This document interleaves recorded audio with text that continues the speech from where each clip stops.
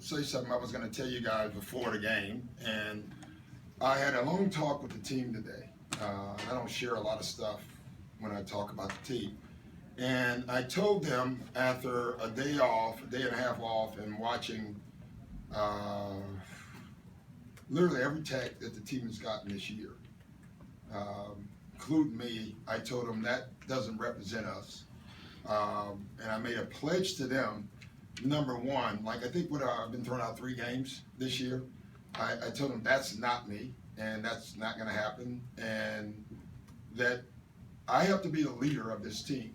And so my actions have to go first. You know, one of my things when I started this year, I told them that I would do the fighting and they would do the playing. And I actually, after watching it, that doesn't work because they still do the fighting and I'm doing the fighting. And so we're reversing it. And now I told them I'm getting no more. And I'm holding everybody accountable, including me, if anyone gets attacked. And there's a group called VIP, the Violence Intervention Program. It's a community health mental center. Really helps women, abused women, and kids for the most part. I told them from now on, every tech I get, that's where my money goes, and it's retroactive. So all the money that I've been fined this year is going to them now, and any tech after that is going to them. And any tech the players get, I want them to find their group and give it to an organization, because we have to be better at the end of the day. When I watch the techs, I just didn't like the look of it. Didn't like the look of me, but more important, I didn't like our team. We're better than that. And there's other teams that complain just as much as us, and there's times that as a coach I have to do my job, and I'm never going to change. You know, I'm still Glenn from Maywood. Don't forget that, you know, and so I'm always going to be feisty, and I want to fight for my team every night. But I also want us to be better. And so, you know, I started it tonight. I 1-0, no techs. And the team was good tonight, and so we have to just keep doing that. Now, I have a question about that later, but I want to ask you about the game first. Thank you. It seemed like this was like the right spirit for you guys, especially in the second half. The way you guys attacked, and what did you see from that team in the third quarter? That we attacked. You know, listen, it got hairy that one stretch. You know, at the end of the first, and then even in the second, when I think they went up 12, but I'm not sure. What I liked was the timeout. When I called the timeout, they didn't seem concerned. Like they were still ready to play, and they were aggressive. We went to that middle pick and roll action with Austin and DJ and Mo, I think. Then put Jamal in it and got a lot of usage out of that. What I liked about that is our guys stayed with it. Like, we have this habit of play working and then we going somewhere else instead of sticking with the play. And I thought we did a great job of that. But I loved our spirit in our fight tonight. Not that you guys are thinking about this, but I mean, you guys are so close with them, you know, this year again, and you guys have given away some games. How important is it for you guys long term and big picture to kind of get a win on a night when you're undermanned against a playoff team? It's huge. You know, when you play that team, when they have their horses, and you know, I just keep saying, guys, you take the 2 best players off each team and see what happens. You know, and we've lost some that we could have won. We got blown out a couple of times. But what I love about this group is they just keep fighting. Our bench is saving us. You know, it really is, because that's who's starting for the most part is our bench, and they've been unbelievable for us.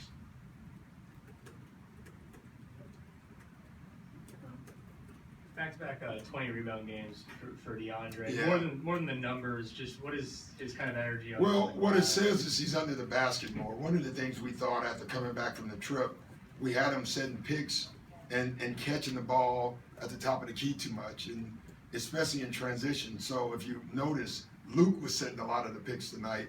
DJ was actually up under the basket, and that allowed us, if you get to the basket, he's like Shaq in some ways. Like, if our guards get to the basket, if you help off a DJ, throw it up to the rim, he's going to get a dunk. If you don't help, we get the layup. And I thought that really helped us tonight. All 4 of Jamal's assists were to him. Is there Yeah. sort of a knack for being able to find a guy who's rolling, or is that a skill to be able to? Yeah, that's a skill. You know, Jamal, people do forget he started his career off as a point guard. That's amazing when you think about how many points he scored in his career. But, you know, it was set up. We had JJ on the backside. We knew they wasn't going to help off of JJ, and DJ did a great job of rolling. Austin played like 45 minutes. It almost Yeah. looked like he never came out of the game. Was Yeah. that something that you were going to do the whole time, or was No, it just catching and playing? we couldn't take him out. Like the second half, you know, usually I go with bringing Jamal in for Austin, and then we give him a break. But he was rolling, and we needed points. And then you know JJ stayed for the first 11, so we had to give him. I honestly didn't notice it was 44 until after the game. I thought it was in like 39. I was surprised at the 44, but we needed him. And you know, like Raymond said at the best, he said he's the 24-year-old out here. Everybody else is older, so let him play, and he was fine. What were your thoughts on that? I think it was about 51 seconds left of possession. Shot clock's winding down. Austin really has no shot. What'd you think first when he went up, and how was he able to draw a foul there? Well, I don't know any of those. We were lucky. I mean, we were fortunate. I probably outsmarted the play. Every once in a while, you draw up a play, and right when it's happening, you're looking at it, and I literally turned to my coaches and said, "What a dumb play that was." You know, we had just scored on a double pick and roll, so I thought, let's run a triple pick and roll. You know, with 3 screens, and it was just never. It was an awful play, and we got lucky and got a foul. Doc, you guys let up 63 points in the first half, but then only 43 in Yeah. the second half. Was there any adjustment or talk at halftime that? Yeah, I had Brendan show every 3 they made because 9 out of 10 threes were awful threes. I mean, from us, great from them. We just allowed them to get threes. You know, I don't know if it was 9, but whatever it was, I think it was 7. But they were wide open threes, and it was effort threes. And you know, our whole thing was they're going to beat us. They have to beat us off the dribble. We cannot allow a team that wants to shoot threes now to shoot them, and we did that. So our only adjustment was to guard the 3-point line better. Doc, can you talk about that big third quarter? You guys were trailing by 12. Yeah. And you went on a big run. What worked for you guys there? Just middle pick and roll. You know, it's what's been saving us. You know, Austin and Jamal, they get this thing, and you know, I thought we went to it a couple times too much because one guy in pick and roll 8 straight times is exhausting. But again, Jamal just kept saying, Austin, run it. And then the one time you could tell Austin got tired, he came off, gave it to Jamal, the ball swung around, and we got a shot. But we just literally went to basic middle pick and roll, and it was good for us. Why did you choose today or yesterday, I guess, to watch the text? And what was the tipping point for you? I just had time. You know, honestly, I planned on it. It's been on my computer for about a week. I just haven't had time to look. So I've been thinking about it for a while.